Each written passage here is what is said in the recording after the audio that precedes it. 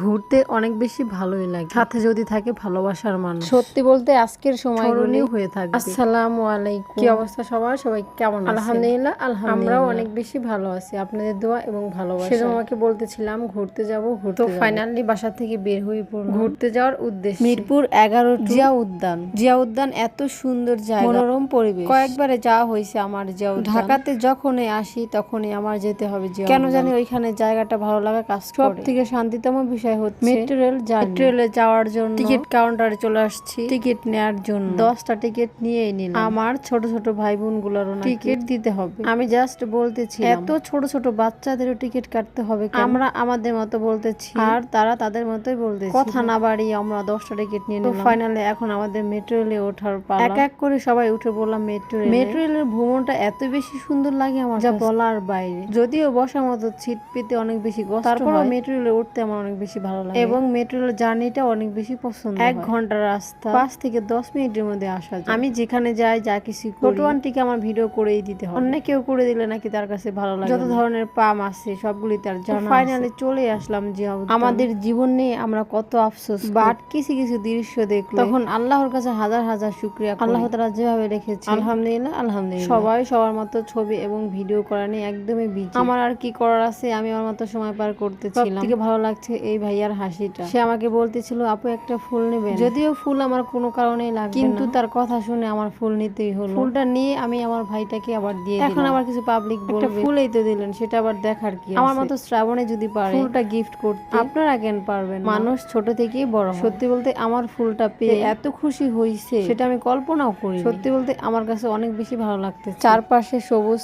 গাছপালা, খোলা পরিবেশ আর মনোরম দৃশ্য দেখে সবার মন অনেক বেশি ভালো হয়ে গেল। আমরা হাঁটাহাঁটি করলাম এবং অনেক ছবিও তুললাম এবং ভিডিও করলাম। পরিবারের সবাই মিলে দারুণ একটা সময় পার করলাম। মামা মামির সঙ্গে হাসি ঠাট্টাও হলো, আন্টির সঙ্গে সুন্দর ছবি তুললাম। সবাই মিলে ছোট ছোট স্মৃতি ক্যামেরায় বন্দি করলাম। এমন পারিবারিক সময় সত্যি অনেক বিশেষ। সবাই সবার মতো ব্যস্ততার কারণে একসাথে ঘোরাফেরা খুব কম হয়। সত্যি বলতে ফ্যামিলি ঘোরার মধ্যে আনন্দ পাওয়া যায় সেটা কখনো একা ঘুরলে পাওয়া যায় না। কে কেমন করে ঘুরতে পছন্দ করে, কিন্তু আমার অনেক বেশি ভালো লাগে ফ্যামিলির সাথে ঘোরা। কি একটা অবস্থা, আমি ফুল নিয়ে এত কি করব, কিন্তু একটা বিষয় ভাবতে অনেক বেশি ভালো লাগে। মুরব্বিটা এত বেশি ভালো, কত সুন্দর করে ফুল বিক্রি করতে। তার থেকেও অনেক জোয়ান জোয়ান মানুষগুলো রাস্তার পাশে বসে টাকা উঠাইতেছে, আর সে একজন মুরব্বি হয়ে কত সুন্দর করে ফুল বিক্রি করতে। সত্যি বিষয়টা আমার কাছে অনেক বেশি ভালো লেগেছে। এখানে কত কত মানুষ আর কত ধরনের মানুষ, সবশেষে আমরা সবাই মানুষ, শুধু আমাদের মনুষ্যত্ব এবং বিবেকগুলো একদমই আলাদা। কিছু কিছু মানুষের ব্যবহার দেখে মনে হয় সে কখনো মানুষ হতে পারে অন্য কোনো প্রাণী। একটু পর পরে দেখতেছি জোড়া জোড়া মানুষ, শুধু মনে হয় আমি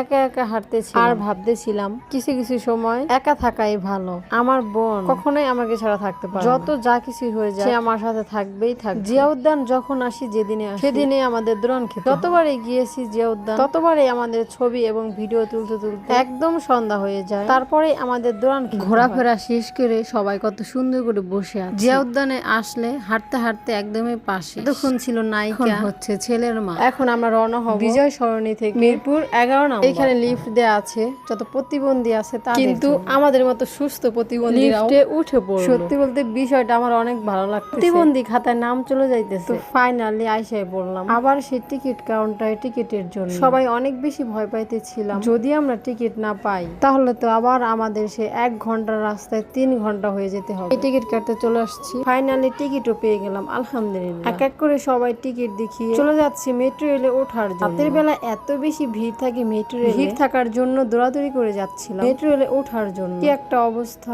এত এত দৌড়াদৌড়ি করে লাভ হলো না আমাদের। দুইটা মেট্রো রেল চলেই গেল। দৌড়াদৌড়ি করে ফাইনালি এখন আমরা উঠেই পড়বো। মেট্রো রেলে ওঠার পর যে কাজটা আমার সাথে হয়েছে, মানে আমাদের সাথে হয়েছে, সেটা আমি কখনো কল্পনাও করতে পারিনি। সত্যি বলতে অনেক বেশি ভয় পেয়ে গেছি। আমরা মেয়েরা সবাই ওঠার পরে শুনতে পারলাম আমার 2টা বাবা নাকি উঠতে পারে নাই। এই কথাটা শোনার পর অনেক বেশি টেনশনে পড়ে গেছি, একটা অবস্থা হয়ে গেল। আর এদিক দিয়ে আমাদের বসার মতো কোনো জায়গা ছিল, দাঁড়িয়ে যাব এমনটাও জায়গা ছিল। অনেক বেশি কষ্ট করে চলে আসলাম মিরপুর 11 নম্বর। আজকের সময়গুলি স্মরণীয় হয়ে থাক। যতটা বেশি খুশি হয়ে বের হয়েছি, বাসায় যাওয়ার পথে ঠিক ততটাই কষ্ট লাগতেছিল আমার 2টা বাবার জন্য। ফাইনালি আমরা এখন আইসা পড়লাম। এখন হচ্ছে সবাই মিলে ওয়েট করতেছি আমার 2টা বাবার জন্য। কিছুক্ষণ বসে থাকার পরেই দেখতে পারলাম আমার কলিজা 2টাও চলে আসছে।